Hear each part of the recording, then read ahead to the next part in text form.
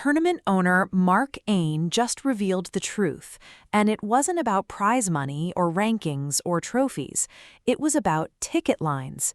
8 out of 10 fans walking through the gates of the William H.G. Fitzgerald Tennis Center this week had one name on their lips, and it wasn't a Grand Slam champion. This wasn't supposed to happen in Washington, not this fast, not this loud. And somewhere between the box office and the practice courts, a 21-year-old from the Philippines quietly became the reason an entire tournament had to rewrite its own expectations. To understand why Mark Ain's admission matters, you have to understand where Alex Eala was standing before she ever set foot in Washington. Coming off a grass court swing that lifted her to a career-high world ranking, Eala arrived at the Mubadala DC Open carrying momentum most players spend years chasing. She'd claimed a title in Birmingham, she'd reached a semifinal in Berlin, and on the biggest stage of all, Wimbledon's center court, she had done something almost unthinkable. She had beaten a defending champion in Iga Swiatek, only to fall in the fourth round to Jasmine Paolini in a match that, for many, only sharpened the sense that Eala'S ceiling was still rising. By the time she landed in the U.S. Capitol to begin her hard-court campaign, Eala wasn't just another entrant in a stacked field that included Jessica Pegula, Naomi Osaka, Madison Keys, and defending DC champion Leylah Fernandez. She was, whether the tournament had fully realized it yet or not, the story. The field was loaded with bigger names on paper, but paper doesn't sell tickets. People do. And increasingly in Washington, people wanted one specific person. It's easy in hindsight to make this sound inevitable. It wasn't. Eala had 70 ranking points to defend from her last hard-court season, which meant this tournament was framed, on paper, as a low-pressure tune-up before the brutal stretch of Toronto, Cincinnati, and the U.S. Open. Low pressure, that's what the schedule said. Nobody told the fans that. Nobody told the ticket office that.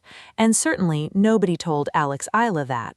Because from her very first match, she played like a woman with everything to prove. Comeback tennis, gutsy tennis, the kind that turns casual spectators into obsessive fans in the span of a single set. This is where the DC Open's own Suchu, its own internal numbers, started telling a story that the tournament's marketing department hadn't fully written yet. Mark Ain, the tournament's owner and chairman, is not a man who exaggerates for headlines. He's spent years building this event into one of the premier stops on the American hard-court calendar, working with legends and rising stars alike, seeing hype come and go, seeing next big things flame out before they ever reach the second week. So when he started hearing from his own ticketing team about what fans were actually asking for, he didn't dismiss it. He listened, and what he heard would become the headline nobody in Washington tennis expected this July. Because before Alex Eala had even won a match in this tournament, before the comeback wins, before the tiebreaks, the requests were already flooding in. Not for Osaka, not for Pegula, for her. And that's where our story truly begins, not with a match, but with a question the tournament itself couldn't ignore. How does a player with 70 points to defend become the most requested name on the grounds? Every rise needs a spark, and for Eala, that spark came in the very first round against Olympic champion Zheng Chanwen. On paper, this was supposed to be a measuring stick match, a chance for Eala to test herself against a proven, powerful ball striker fresh off Olympic gold in Paris. Zheng came out firing, dictating with her serve, dominating the opening set. For a moment, it looked like the tune-up narrative might hold. Eala down a set, facing a wild card with 14 aces already on the board, in unfamiliar hard-court rhythm after a long grass season. Then something shifted. Slowly, quietly, Eala clawed her way back into the second set, leveling the match, forcing a decider. And in that third set, something clicked, not just in her tennis, but in the crowd, in the energy around the court, in the sense that everyone watching was witnessing a turning point in real time. Eala completed the comeback 4-6, 6-4, 6-1, and in doing so secured her very first career win over Zhang after having lost their only previous meeting years earlier at the Asian Games. Asked about it afterward, Eala didn't overplay the moment. She said simply that the fight had always been in her. Quiet words, loud implication. That win alone might have been a nice story and nothing more, but it was the second win, the one that came next, that turned a nice story into a phenomenon. Waiting for her in the second round was Leylah Fernandez, the defending DC Open champion, a US Open finalist, a player with a reputation for producing exactly the kind of clutch tennis that wins titles under pressure. If Eala'S win over Zhang was a statement, this was the test that would decide whether anyone would actually believe it. And this is where the drama compounded. Eala dominated the first set, dropping just 4 unforced errors against Fernandez's 14, closing it out 6-2 with a clinical return game. But Fernandez, a champion for a reason, didn't fold. She found her rhythm in the second set and reeled off 5 straight games, opening a stunning 5-1 lead, pushing Eala to the very edge of a deciding third set. For a moment in that stretch, the entire tournament seemed to hold its breath. Was this the moment the run ended? Was this where the story quietly reset back to promising rising star, solid effort, nothing more? It wasn't. Eala dug in. She won the next 5 games, one after another, clawing back from the brink to force a tiebreak, and then she dominated it, sealing a 6-2, 7-6-1 victory over the defending champion. In her own words afterward, she credited Fernandez for putting her through some genuinely difficult moments and said she was proud of how she'd stayed in the fight. It was her second consecutive win over a defending champion in as many tournaments, following her Wimbledon upset of Swiatek, and it was the moment DC Open officials realized this wasn't hype anymore. This was a genuine box office force, built match by match, comeback by comeback, right in front of them. Here's where the story stops being about tennis and starts being about business, and that's exactly the shift Mark Ein found himself navigating. Tournament chairs don't usually make headlines midweek. They stay in the background, letting the players carry the spotlight.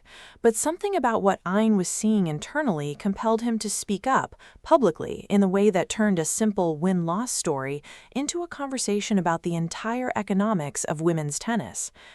Ein revealed that, according to his own ticketing team, at least 80%, if not more, of ticket requests for this tournament had centered on one single question: when is Alex Eala playing?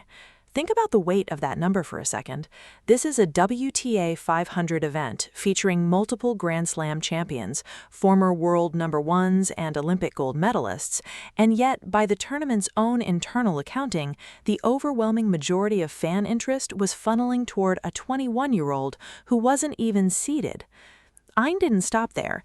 He went further, suggesting that even the 80% figure might be conservative, implying that his own staff, perhaps out of caution or perhaps simply out of disbelief at their own numbers, had rounded down rather than admit just how dominant Eala'S poll had become.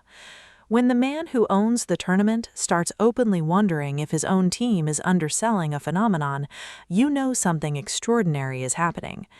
Isn't it strange and telling that it took a comeback story, not a top seed's dominant run, to produce numbers like this? Isn't that exactly the kind of moment fans wait years to witness? The instant a rising star tag stops being a projection and becomes a present tense reality. For the players around her, this had to land differently. Established stars, the Pegulas, the Osakas, the Keyses of the draw, are used to being the primary draw wherever they go. Suddenly, in Washington, they were sharing the marquee, and by Ein's own numbers, perhaps not even sharing it evenly. That's not a knock on any of them. It's simply a reflection of what live sport does better than almost anything else in entertainment. It rewards the moment, not the resume. And right now, the moment belongs to Eala. This is also where the story stops being purely Filipino pride or WTA storyline and becomes something bigger, a case study in how quickly a single tournament run can reshape a market. Ticket sales aren't emotional, they're not sentimental. They're cold, hard indicators of where attention and money is actually flowing. And in Washington this July, it was flowing toward one name, in numbers significant enough that the tournament's own owner felt compelled to say so out loud. Once Eala'S comments went public, the reaction inside the tennis world was immediate and layered. For some, it was validation. Fans and commentators who had been tracking Eala'S rise since her junior days, since her academy years, since her breakthrough performances against far bigger names, felt an almost vindicated satisfaction. Finally, they said, the sports business side is catching up to what we already knew on the court. For others, particularly within the sport's broader ecosystem, the comments raised harder questions. What does it mean for a tournament's commercial strategy when demand concentrates so heavily around a single player? What happens in the years Eala doesn't make a deep run? Does interest collapse as sharply as it spiked? Tournaments have been burned before by pinning too much of their commercial identity to one breakout star, only to watch that interest evaporate the moment form dips or an early exit happens. Eala'S honesty in that sense cuts both ways. It's a celebration of Eala'S magnetism, but it's also, quietly, an acknowledgement of risk. And then there's the question of what this means for Eala herself, who has spent this entire tournament simply trying to focus on her tennis, match by match, opponent by opponent. Athletes don't always get a say in how their commercial value gets discussed publicly. One day you're grinding through a 1-5 deficit in a second-set tie-break fight. The next, you're the centerpiece of a conversation about ticket economics you never asked to be part of. How much of that pressure follows a player onto the court? How much of it, if any, actually fuels her?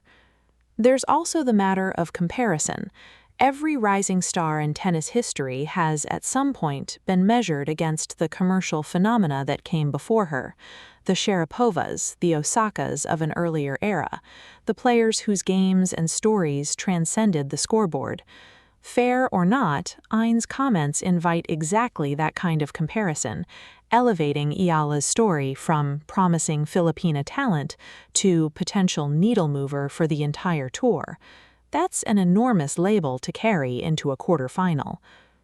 Because, let's not forget, while this entire conversation about ticket requests and market impact was unfolding around her, Eala still had a tournament to finish.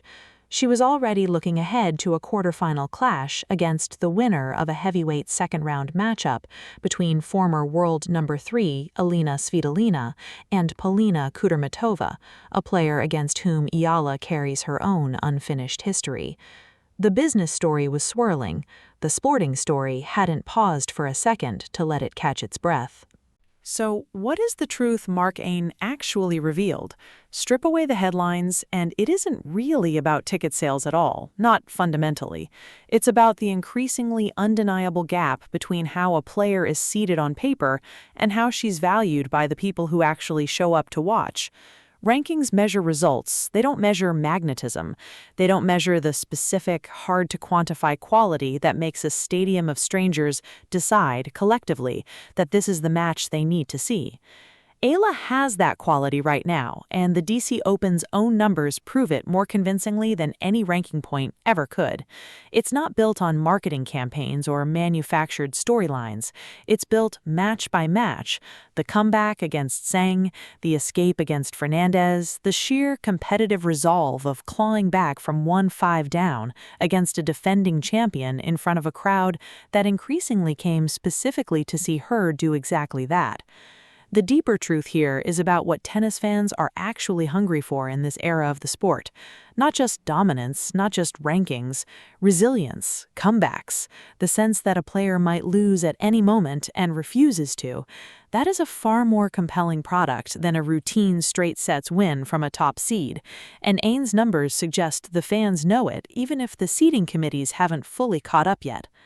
There's a version of this story that's cynical, that frames Ain's comments as a savvy business owner capitalizing on a moment for headlines. But there's a more honest version, too, a tournament chairman who has seen hundreds of players pass through his event, recognizing in real time that something rarer than talent was unfolding on his courts: genuine, spontaneous, fan-driven demand that no amount of seeding or scheduling could have manufactured.